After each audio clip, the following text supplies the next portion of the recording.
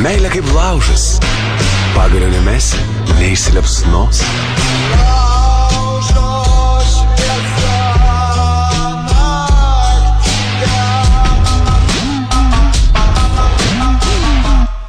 Yes, labas vakaras, draugai. Labas vakaras, Lietuva.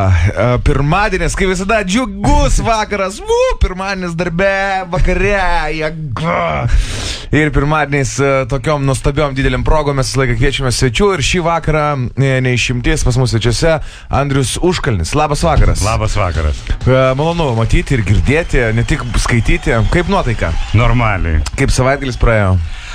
Taip darbuose daugiausiai, kadangi aš pirmadienio ryte turiu radio laidą, tai man sekmadienis tai būna truputėlį su pasiruošimai susijęs, bet viskas normaliai. Fainai. Ar savaitgalis buvo sotus?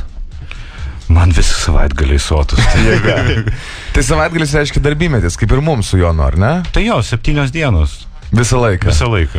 Geras. Iš tikrųjų, taip, mes pašnekėsim apie jūsų lankymąsi restoranuose, bet gal nuo pat pradžių. Kas nežino, trumpai, tik tai pas mus yra šiandien Andrius Užkalnis, žmogus didelis žurnalistas, labai rimtas publicistas ir daugelio nuomonių formuotojas. Mano pavyzdžiui, asmeniškai, kai būna reikia nuspręsti, kur reikti pavalgyti, mes visą laiką atsidarom laukinės žąsis ir sprendžiamės pagal Užkalnio rekomendaciją. Analizė, taip galima irgi pasakyti. Jo, bet to, kaip aš suprantu, yra radio laida, ar ne, ir televizinė laida, ir vyriausi žurnalai. Televizinės nėra. Nebėra, bet buvo Užkalnio 5. Nėra, buvo Užkalnio 5, buvo jinai 2 sezonus.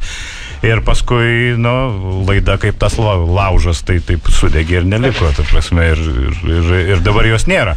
Yra radio laida, yra rašymas spaudai, yra knygos, yra visokio tokio dalykai. Daug veiklos. Kur tu gimėjai, Andriau? Pradėkim nuo pradžių. Aš gimiau iš tikrųjų Kaune. Kodėl sakau iš tikrųjų? Tai, kad aš gimiau Kaune, bet mano amžinatilis tėtis taip nemėgo to miesto, jisai pats Vilnietis buvo, kad anais laikais 70 metais suorganizavo, kad mano gimimo liudijime būtų įrašyta, kad aš gimęs Vilniuje.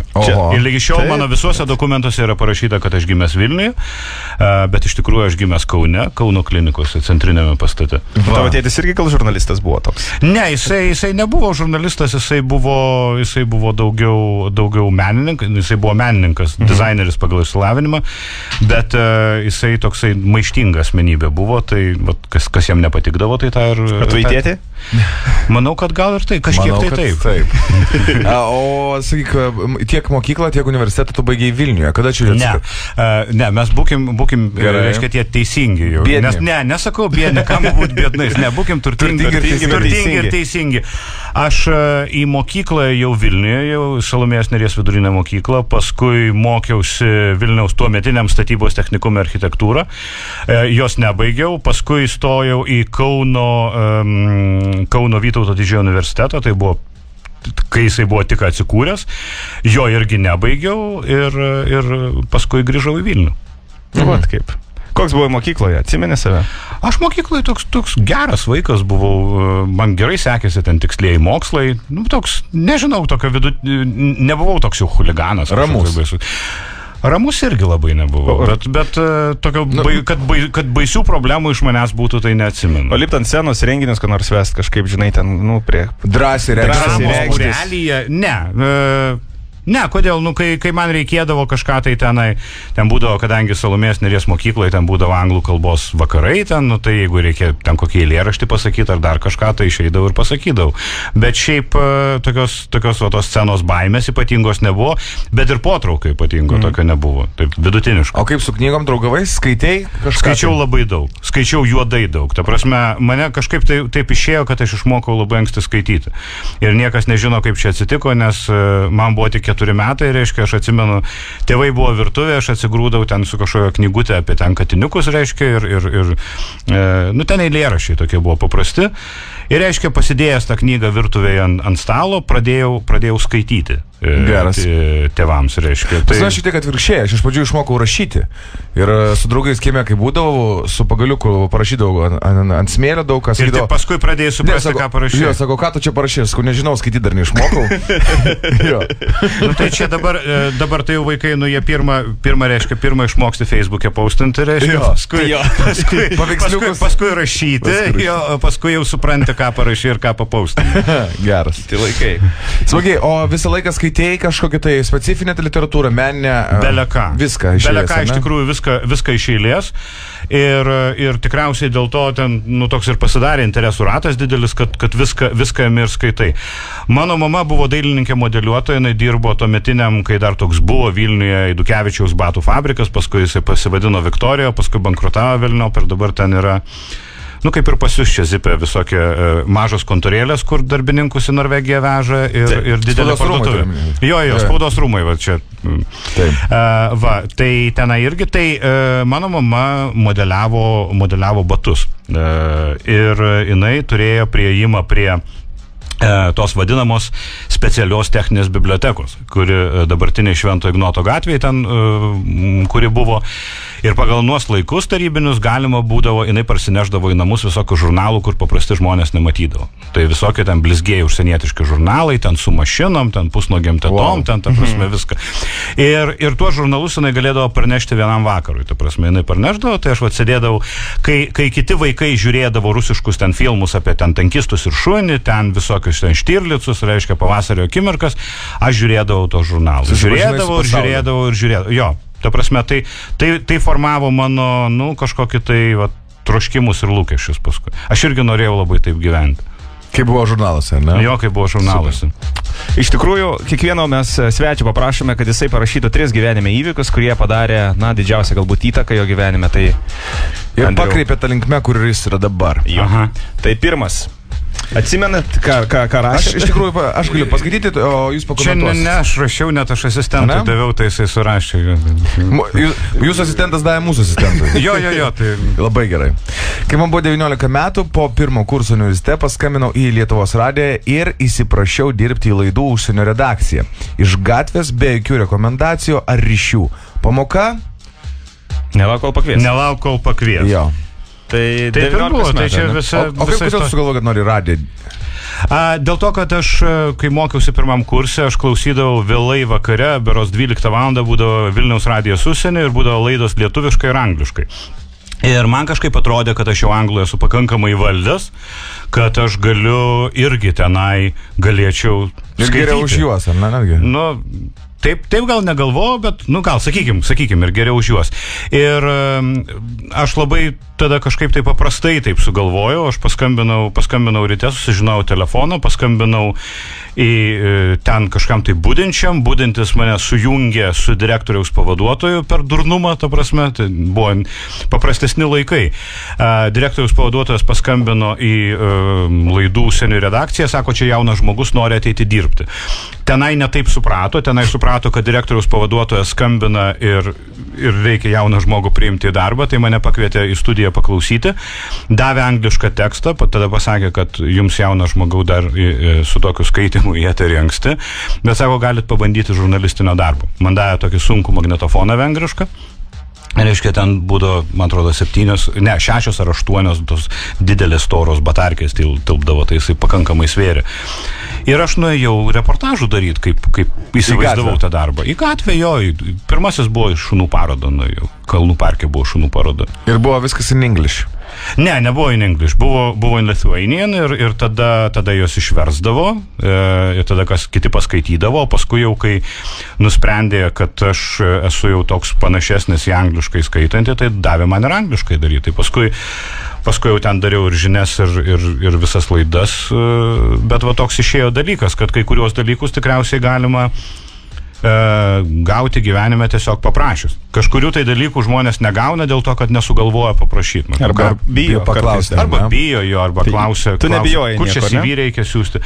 Ne, tiesiog, man atrodo, kad tas va tokio pasiekmių baimės, tas lenkstis, tai buvo gana toksai žemas, ta prasme, nelabai jau galvojau.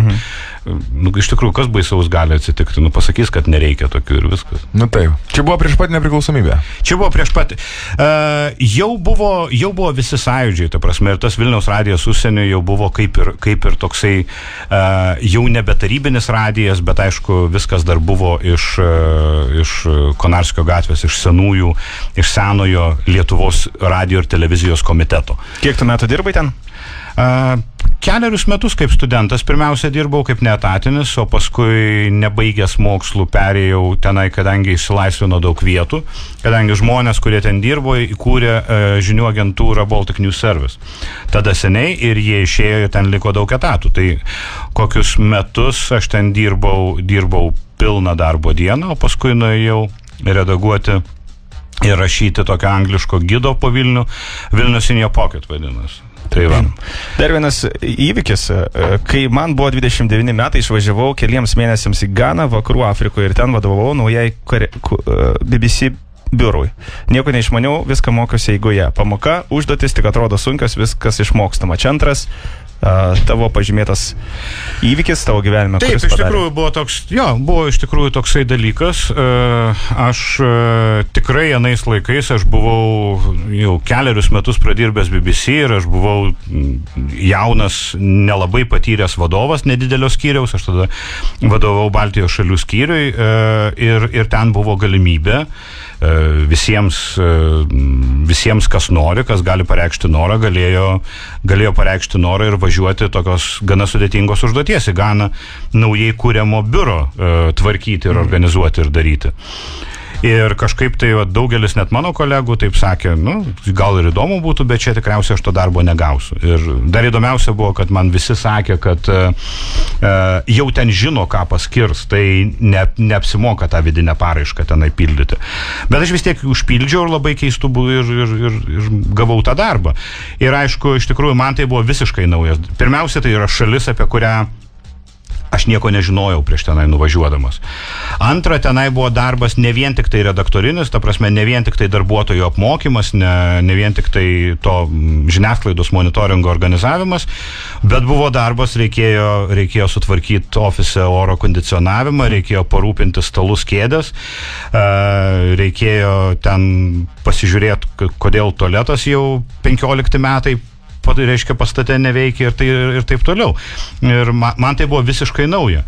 Bet antra vertus, tai taip nueini ir išmoksti, ta prasme, išmokymo būdu. Tai man atrodo, nes daugelis manęs klausia, tai kaip maždaug, tai kaip tu ten vienas, kaip tu ten ką galėjai daryti? Tai va ir darai, pasižiūri ir galvoji, ką gali padaryti geriausia tom sąlygom. Kiek metų ten išbuvai? Ten ne metų, ten išbuvau 4 mėnesius. 4 mėnesius.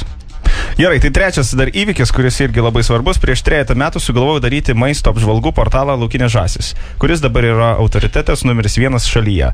Čia gerai pasakiau. Nors niekam netrodė, kad teksto apie maistą lietuviams iš vis reikia. Pamoka, susirask tai, ką darai geriau už kitus ir sėkmė neišvengiama. Jo, man atrodo, kad čia yra, bet tai čia niekam ypatingos naujienos nepasakysiu. Iš tikrųjų, man atrodo, žmonės, kurie daro tai, kas jiems patinka, kas jiems geriausiai sekasi, jie tikrai būna sėkmingiausi. Ir čia Laukinė žąsis buvo toks projektas, kur tikrai aš neįsivaizdavau, kad bus toks sėkmingas, kaip yra. Aš tiesiog jį pradėjau labai paprastai, dėl to, kad vieną kartą atostogaudamas Nidoje aš parašiau pas save blogę porą straipsnelio apie restoranus, kur nuėjom.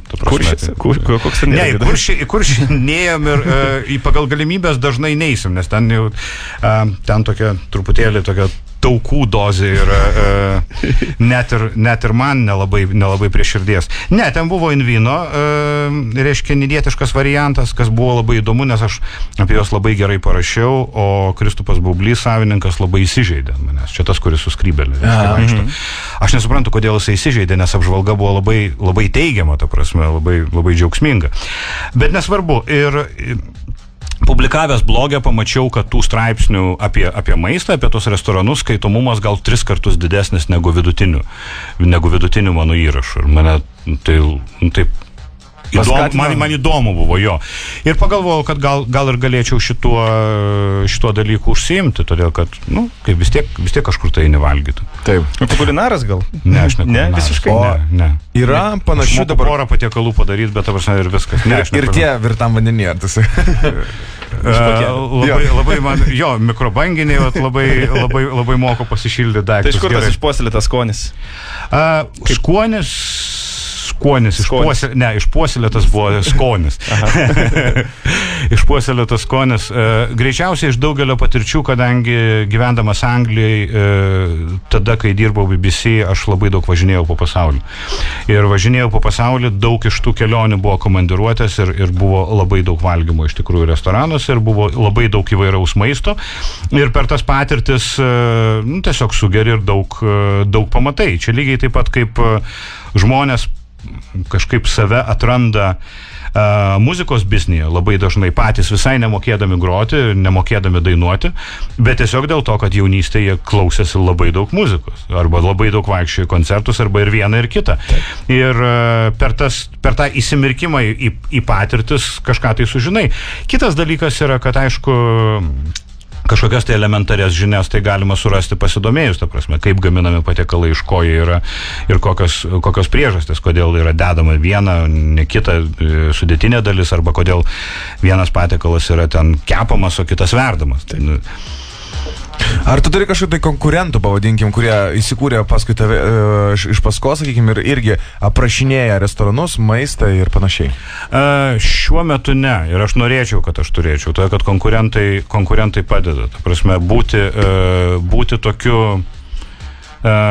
sakykim, absoliučiu lyderiu, ne dėl to, kad aš toks jau beprotiškai geras rašytojas apie maistą, ar ne dėl to, kad čia kažkokia tai tokia revoliucinė idėja, kad niekas negali pakartoti. Tiesiog visi kiti, kas rašo, sakykim, susilyginkim taip, jeigu laukinė žąsis yra apie kokius 5000 unikalių lankytojų per dieną, tai artimiausias konkurentas turi gal kokią 50. Tai ta prasme, tai iš tikrųjų čia negalima net vadinti konkurencija. Jeigu iš tikrųjų būtų rimtų konkurentų, tai man labai padėtų, nes mane priverstų žymiai labiau pasispausti ir priverstų, ko gero, žymiai daugiau galvot ir kažką tai išgalvot dar ir dar naujo. O tu nesijauti tai kaip evil genius, kuris gali uždaryti restoraną arba padaryti taip, kad jisai klestėtų? Uždaryti nei vieno neuždariau, o todėl, kad šiaip jau man atrodo, kad poveikis yra tik tai teigiamų.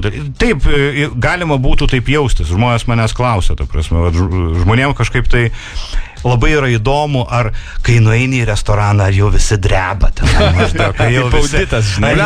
Jeigu aš turėčiau restoraną ir tu ateitum, aš drebėčiau. Tikrai. Bet yra kitas dalykas, kad netgi buvo, reiškia, būna tokių istorijų, kad va čia visai neseniai buvo iš viso toks rezonansinis dalykas, parašiau apie vieną pizzeriją Antakalnį ir kažkaip tai labai susiskaitė gerai tas straipsnis ir labai ten pradėjo eiti žmonės ir jie pradėjo nebesusitvarkyti su srautu. Dabar anksčiau nueidavo, nusipirkdavo pizzą, pavalgo, visi laimingi, ten gera ta pizza, laimingi įsiskirsto. Dabar žmonės nuvažiavę, reiškia, ten jau visokie pižonai pradėjo važiuoti, nes tipo, čia geriausia pizza. Ir ką jie randa? Jie vietoj to, kad nusipirktų pizzą, jie mato eilę, maždaug dar kieme stovi, ten maždaug žmonės laukia po 1,5 valandos ir vos ne kaip tarybiniais laikais maždaug ten rėkia iš eilės galo, kad daugiau kaip po 2 pizzas į vienas rankas nepardavinėk. Ne, šito nėra, bet taip galėtų būti. Ir kaip aš suprantu, nei lankytojai, nei ta vieta ypatingai nesidžiaugia, todėl kad lankytojai nebegali ramiai nusipirkti savo maisto, ypatingai tie, kurie buvo įpratę, o savininkams tai irgi radikaliai pasikeitė per porą dienų visos žaidimo taisyklės, viskas prie ko tu esi pripratęs ir tikriausiai tai sukėlė netgi gal tam tikrų nepatogumų. Bet šiaip yra gana įdomu. Man būna įdomu, reiškia, didžiausias poveikis būna ne vien lankytojų srautas ir ne tiek lankytojų srautas, bet žmonių pasirinkimas dėl patiekalų. Pavyzdžiui, jeigu ten parašai kur nors, kad būtinai, toj vietoje geriausias dalykas yra koldūnai. Dar apie tos koldūnus, taip ten parašai detaliai, kodėl jie buvo tokie skanus. Tai arba ko nors kitu, jo. Tai man pasakojo vieno restorano savininkė, reiškia, sako, Dabar sako, mes kiek turim tų koldūnų, tai per 2 valandas jų nelieka, nes visi užsisakinėja tik tai juos, ta prasme, o kiti patiekalai jau būna tada, kai baigėsi koldūnai, reiškia. Tai, bet irgi, kažkiek tai numuša galbūt to restorano ritmą. Bet aišku, įdomu ir smagu būti kažkuo tai įtakingam, ta prasme, kad gali pasakyti taip ar taip. Bet iš kitos pusės, suprantat, matot, koks yra dalykas. Jeigu aš šiaip nebūčiau viešoje erdvėje, jeigu aš nerašyčiau didžiausiam Lietuvos laikraštį, jeigu aš neturėčiau ten savo laidų, nebūčiau išleidęs knygų, tai galbūt nuo to tokios svarbos poveikio ir būtų toks užsigazavimas, kad maždaug. Vat aš dabar parašysiu ir kas bus maždaug. Ir darysiu tada. Jo, ir kelsiu. Nes aš turėjau sumokėti. Iš esmės prie šito pripranti. Ta prasme, kai aš pradėjau rašyti Lietuvos ryte, internetiniam Lietuvos ryte ir kažką tai parašai ir yra 500 komentarų. Taip. Tai prasme, pradinis poveikis yra labai, labai didelis. Tai trenkia kaip kokia substancija, kur jau ten į veną susileidė. Ir nuo to yra, bet tas dalykas išsitrina. Tas dalykas iš tikrųjų išsitrina, prie to pripranti kažkiek tai. Ar yra buvę ir ar dažnai yra buvę, tavęs prašo ir skambina tau padaryti užsakomai straipsnį? Prašo, tai aš su šitais dalykais tai įsisprendžiau. Ta prasme, iš pradžių, čia reiškia yra 2 kategorijos. Yra kurie iš tikrųjų nuoširdžiai galvoja, kad mane galima pasikviesti, pamaitinti ir tada aš gražiai parašysiu. Ta prasme, tai maždaug taip pas. Yra taip įkliuvę kažkas? Yra, bet aš jų vardų neminėsiu, ta prasme. Bet šiaip yra tiesiog. Yra jo, tai tiesiog jiem paaiškini, kad už šitą nedirbi. Užsakomieji straipsniai šiaip laukinėse žąsise yra ta rėmėjo skiltis, kur yra labai aiškiai parašyta, kad tai yra rėmėjo skiltis ir ten daugiau ne apie restoranus, daugiau apie produktus, dar kažką tai yra reklaminis turinys, bet ten viskas aišku, kad yra reklaminis turinys. Man būtų labai, labai neparanku ir labai pavojinga iš tikrųjų pradėti už pinigus kažką tai pastumti aukštyn arba neduok dieve dar už pinigus nuleisti žemyn, todėl kad man atrodo, jeigu ką ir turi mano tas portalas Laukinės žąsys, tai bent jau skaitytojų didelės dalies pasitikėjimą, kad kaip man pasirodė, taip aš ir parašiau. Tai nepriklausomas. Nebūtinai tam valgytojui kitam pasirodys lygiai taip pat. Ir labai daug kas parašo ir komentaruose parašo, kad man pasirodė visiškai kitaip, man labai nepatiko ir iš viso daugiau neįsiu, ir žąsų neskaitysiu, ir nieko daugiau nedarysiu. Bet iš tikrųjų, tai man atrodo, tas pasitikėjimo faktorius yra, taip. Todėl, kad nėra išstuminėjimo kažko tai tokio slapto ten už pinigus slaptai. Padiskutuosim dabar. Nors šiandien nėra jokia diskusija, tiesiog šaudom po vieną ir žiūrim. Jo. Kristijonas klausia, ar esi kada nors buvęs radijui ir laimėjęs ką nors? Radijui tai esu buvęs, aš ir dabar esu radijui, bet laimėjęs tai niekada nesu laimėjęs. Neskambindavai į radiją? Neskambindavau, kažkaip tai, nežinau, ne fasonas. Koks turi būti geras žurnalistas? Kad įdomu būtų klausyti arba skaityti. Vienintelis kriterijus. Turi būti įdomu. Žurnalistas rašo arba kalba skaitytojui arba klausytojui. Ir jisai aptarnauja skaitytoją arba klausytoją. Jeigu skaitytojui arba klausytojui nėra įdomu, reiškia nesi geras žurnalistas. Jonas klausia, ar teko girdėti apie saiką? Saiką? Apie saiką nemažai. Jo, aš apie ir skaitęs, ir girdėjęs esu gyvenime. Nežinau, tai klausytojas tikriausiai daugiau su juo susipažinęs yra su tuo saiku negu aš. Jo, nežinau, ką čia norėjo pasakyti. Aš nežinau. Domantas klausia, kas paskatino jūs parašyti knygą Anglija apie tos žmonės ir jų šalį? Čia tai labai paprasta istorija. Iš tikrųjų, kai aš gyvenau Didžiojoje Britanijoje, aš daug metų bendradarbiavau su Lietuvos radiju ir aš buvau jų korespondentas ir aš labai daug pasakodavau laidose, žiniose apie tai, kas vyksta Britanijoje. Ir žinių, tų programų tokia yra specifika, kad žinioms yra iš viso iki 40 sekundžių tas voiseriukas, o jeigu pasijungi į laidą, tai 2-3 minutės maksimum. Ir tu pasakoji, ką žinai, bet labai daug kas lieka už kadro, nes tu tiesiog nespėjai visko papasakoti. Ir tie dalykai, jie kaupėsi. Tai tiesiog tam tikrų momentų aš pasijutau, kad aš turiu labai daug ką papasakoti, nes daug ko prisikaupė, maždaug negaliu tylėti. Ir viskas tilpa į knygą, ar ne? Nu tai kaip Liuksas.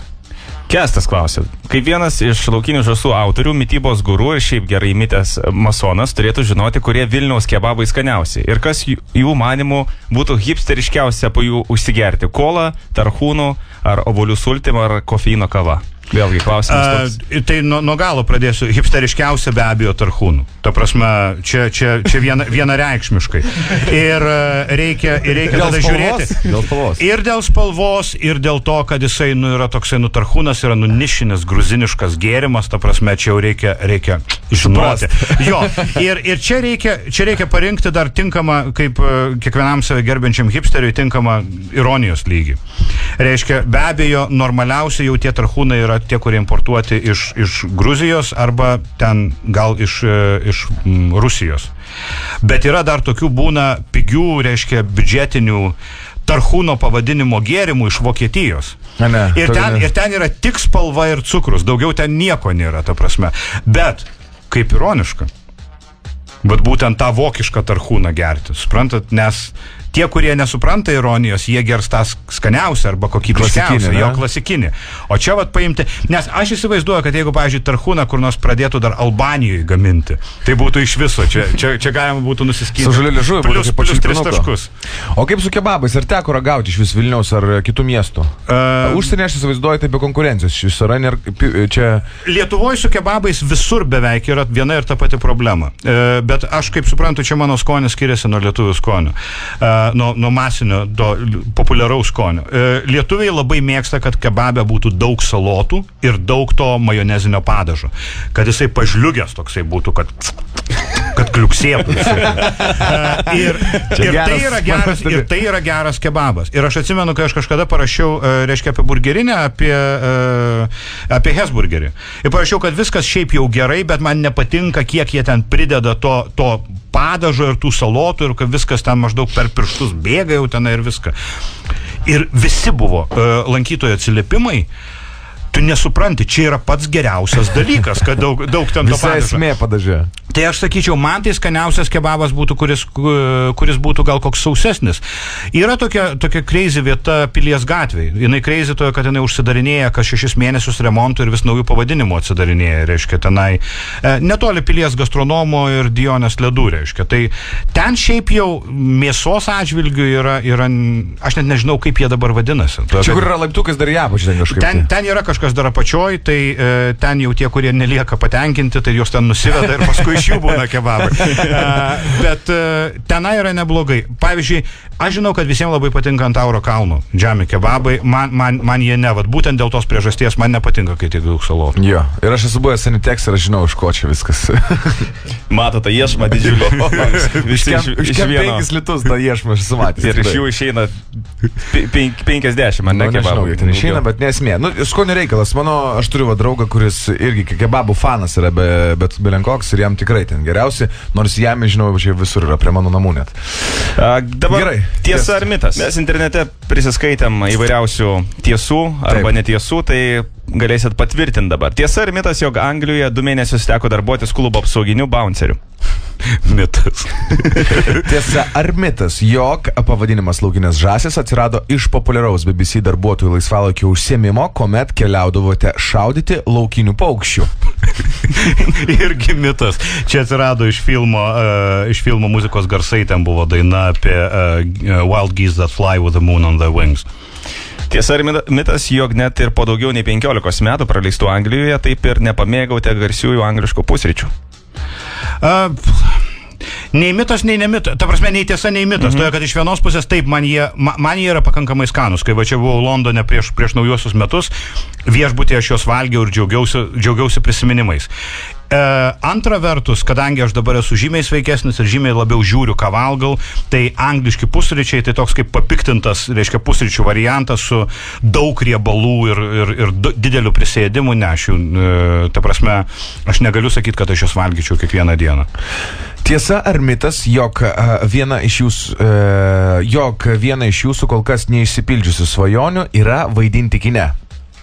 Mitas. Tikrai niekada nemaniau, kad galėčiau vaidinti kine. Mane tiesą sakant kvietė į vieną serialą. Valentinas už durų gal? Aš net neprisimenu, mane kažkokią tai serialą. Ne. Mane kvietė į serialą, bet ten buvo toks labai man siūlomas baisus vaidmuo. Aš turėjau vaidinti kažkokią tai mėsininką, reiškia, kuris reiškia, turėjo uždubasinti savo žmoną, kad netrukdytų jo laimiai su meilužė, reiškia. Tai, nežinau, ar čia jau taip tokia mano svajonė būtų. Mitas ar tiesa, jog prieš komentuodamas karališkas vestuvės televizijos eteryje vykote į specialius karališkos Didžiosios Britanijos šeimos reikalų komentavimo kursus? Ne, nuotoliniu būdu mokiausi pagal kursus jo, kaip pagarbiai šnekėti. Ne, iš tikrųjų ne, tai buvo visai įdomu, kadangi tai dariau iš savo namų ir tai buvo gana ilgas eteris, per Skype, reiškia, buvo prisėdę daug žmonių Lietuvos televizijos studijoje ir aš buvau toks vienišas balsas iš Anglijos. Buvo labai smagu. Komentuoti, ne? Tai tiesas ir mitas. Tokie buvo 5 plojimus, vadarom.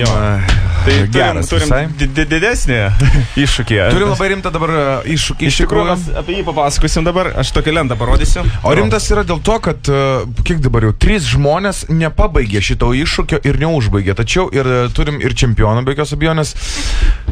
Kol kas numeris 1 yra Mantas Jankavičius, toliau Rūta Meilutytė yra įveikusi distanciją per 13:06, toliau Jurgis Damoševičius, aktorius Žilvinas Stratas, Antanas Guoga praeitą savaitgalį per didžiausias kančias tai įveikė ir Rimas Šapauskas turim. Tadas Vidmantas ir Emilis Vėlyvis. Ką daryti distancijos neįveikė.